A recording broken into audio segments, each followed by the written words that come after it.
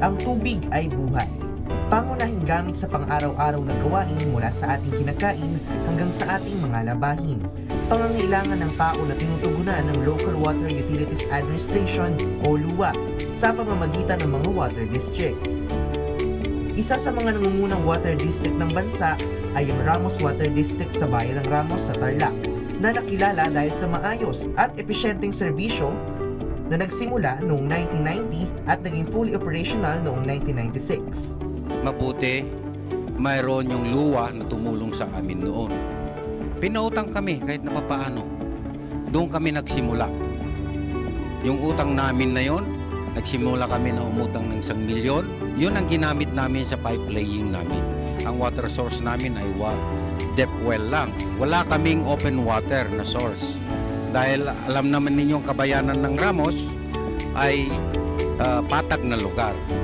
Sila pumupunta sa mga, lalong-lalo na yung aming mga meter readers, pumupunta sila sa mga bahay-bahay.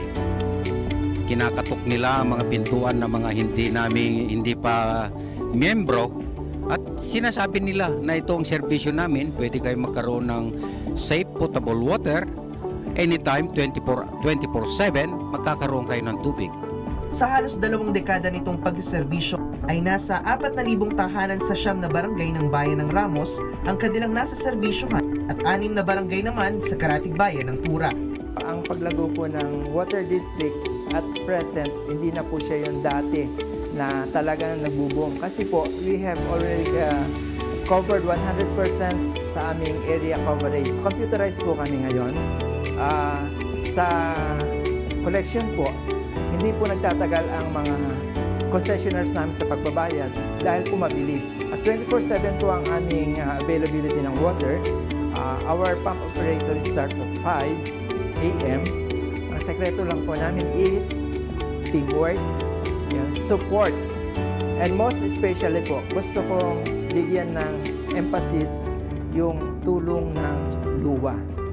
Yung pong pag-guide nila sa amin, the support, especially sa mga trainings, sa mga implementations ng mga requirements ng ating government.